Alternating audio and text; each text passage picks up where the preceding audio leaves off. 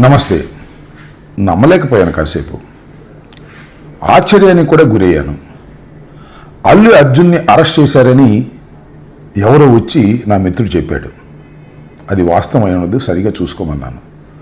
తర్వాత టీవీలు ఆన్ చేస్తే అన్ని టీవీల్లోనూ అల్లు అర్జున్ అరెస్ట్, ఆయన ఉస్మానియా ఆసుపత్రికి తరలింపు, కాసేపట్లో నాంపల్లి కోర్టులో హాజరు, రిమాండ్కు వెళ్లే విధంగా కేసు పగడ్బందీగా పెట్టినట్టుగా అర్థమవుతా ఉంది. ఏమిటి అన్యాయం నాకు అర్థం కాదు. అల్లు అర్జున్ అంతర్జాతీయ ఖ్యాతిని గడించినటువంటి వ్యక్తి. పుష్ప 1, పుష్ప 2తో తెలుగువారికి గొప్ప పేరు ప్రపంచవ్యాపితంగా తీసుకొచ్చాడనేటువంటి భావనతో అందరు తెలుగు వాళ్ళు ఉన్నారు. జరిగిన తప్పేంటి?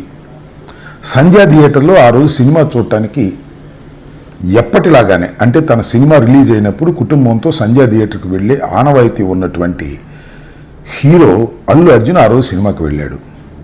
దురదృష్టవశాత్తు తొక్కిసలాట్లో చనిపోయారు. నిజంగా దానికి అల్లు అర్జున్ బాధ్యత వహించాలా? ప్రభుత్వం బాధ్యత వహించాలా? సెక్యూరిటీ కల్పించలేనందుకు ఎవరు బాధ్యత వహించాలి?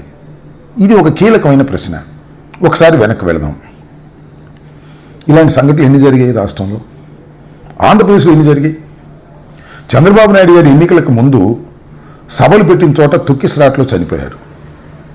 గుంటూరులో సంక్రాంతికి సంబంధించి సంక్రాంతి కానుక అని ఉయ్యూరు శ్రీనివాస్ అనే ఆయన ఒక ట్రస్ట్ పెట్టి అందరికీ చీరలు ఇస్తామని ప్రకటించారు. కొన్ని వేల మంది చీరలు తీసుకోవడానికి వచ్చారు. చంద్రబాబు నాయుడు గారు 2 చీరలు పంచి వెళ్ళిపోయాడు. తర్వాత తొక్కిసలాట్లో 3-4 చనిపోయారు. అలాగే దానిపై నెల్లూరు దగ్గర కూడా ఇలాగే ఒక చోట చనిపోయారు. అక్కడ దాకా ఎందుకు? పుష్కరాల్లో చంద్రబాబు నాయుడు గారు ముఖ్యమంత్రిగా ఉన్నప్పుడు 2015 పుష్కరాల్లో, గోదావరి పుష్కరాల్లో సుమారుగా 29 మంది పైచిలకు చనిపోయారు. ఎవరు దీనికి బాధ్యులు? చంద్రబాబు నాయుడు గారు వహించాలా? లేదు. ఘరానా మొగుడు సినిమా సూపర్ హిట్ అయింది. ఆ శతదినోత్సవానికి అనుకుంటా సాక్షాత్తు చిరంజీవి గారు గుంటూరు ఇచ్చారు, బ్రహ్మానందరెడ్డి స్టేడియంలో. అప్పుడు తొక్కిసలాట గురై చనిపోయారు. దానికి ఎవరు బాధ్యత వహించాలి? ఇప్పుడైనా ఒక విఐపి కానీ, ఒక ప్రఖ్యాతి చెందినటువంటి వ్యక్తి కానీ వస్తున్నప్పుడు సెక్యూరిటీ కల్పించవలసినటువంటి బాధ్యత ఆ ప్రభుత్వాల మీద ఉంటుంది. అంతే తప్ప అతని మీద ఉండదే. నాకు ఆశ్చర్యం ఇదంతా కూడా.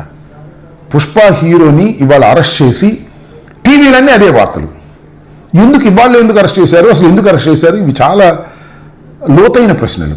ఎందుకంటే ఇవాళ రైతులకు సంబంధించినటువంటి ఉద్యమాన్ని మొత్తం టోటల్గా మా అన్ని జిల్లాల్లోనూ, ఆంధ్రప్రదేశ్లో ఉన్న జిల్లాల్లోనూ అన్నిటి చోట ఉద్యమాలు జరుగుతూ ఉంటే దాన్ని డైవర్ట్ చేయడం కోసం చంద్రబాబు నాయుడు గారు చెప్తే ఆ ప్రభుత్వం అరెస్ట్ చేసిందా అనేటువంటి ఒక ఆలోచన ఉంది పొలిటికల్గా.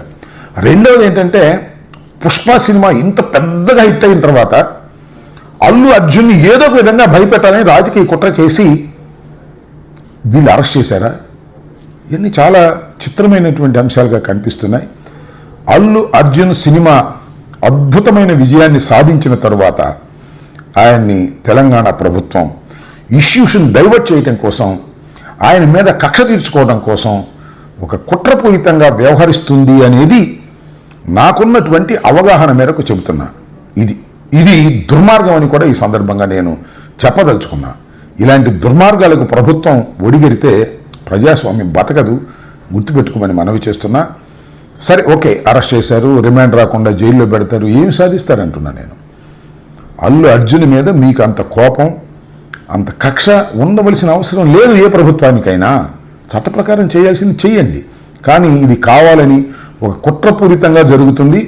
దీని వెనుకాల ఎవరి హస్తాలు ఉన్నాయో సులువుగా అన్నీ బయటకు వస్తాయని కూడా ఈ సందర్భంగా చెబుతూ, అల్లు అర్జున్కి భగవంతుడు ధైర్యాన్ని ఇవ్వాలని, ఖచ్చితంగా ఇలాంటి కుట్రపూరితమైన విషయాలను తట్టుకునేటువంటి శక్తి అతనికి భగవంతుడు ఇవ్వాలని మరొకసారి కోరుకుంటూ, ఇది అన్యాయమని తీవ్రంగా ఖండిస్తున్నాను.